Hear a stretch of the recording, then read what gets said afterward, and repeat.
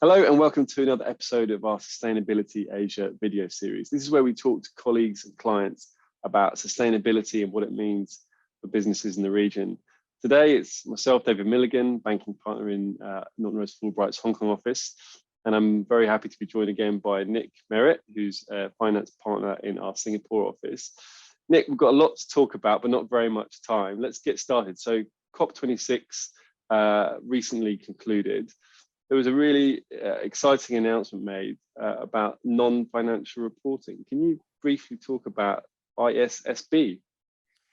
Exciting and non-financial reporting all in the same sentence, not things we'd probably expect people to think about. But yes, so the International Sustainability Standards Boards, or ISSB as it's now being called, was announced at COP. And ISSB is trying to bring together the reporting side of non-financial disclosures, starting with the climate disclosures based on the TCFD recommendations. And what's really important here, if you just sort of step back for a second, so we know now that we've got the net zero alliances and business and finance are moving towards a pathway to decarbonize by certain timelines. We've got the taxonomies developing around the world now. We've got China and the EU exploring the commonality of taxonomy so that we all agree what we're talking about and what we're trying to measure.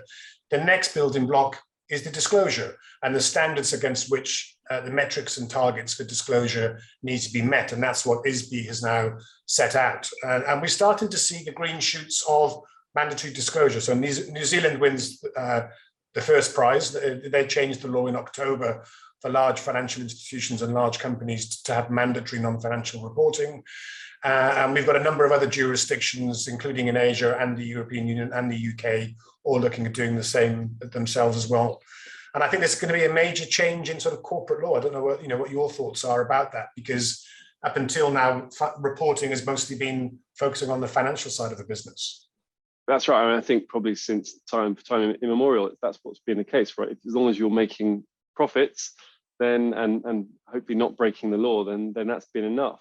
But there's definitely been a sea change. We've talked before, Nick, about this move from shareholder to stakeholder, and it's a really important distinction. So the fact that companies now are taking into account things beyond the pure financial is a really important development, and clearly investors and other market participants are really behind that sort of change as well.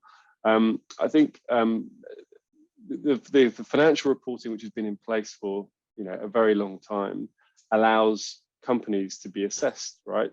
And but only on the pure financial side of things.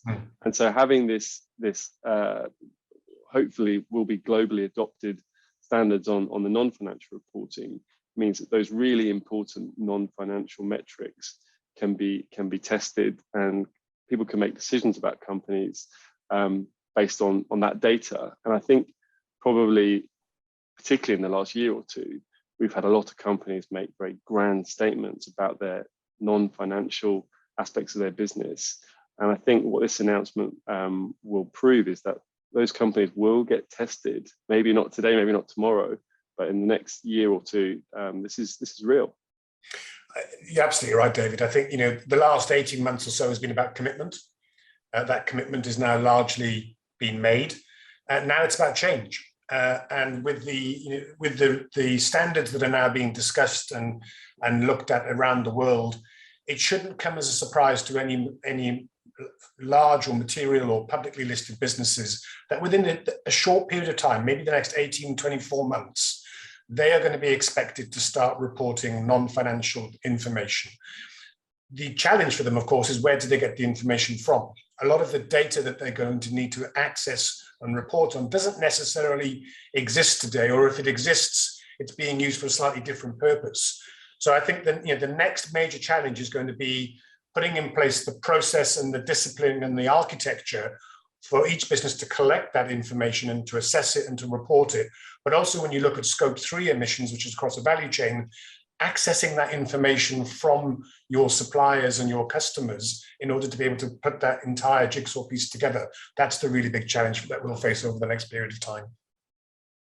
Nick, I think that's all we have time for this week. Thanks for joining me again, and we'll be back next week with another video.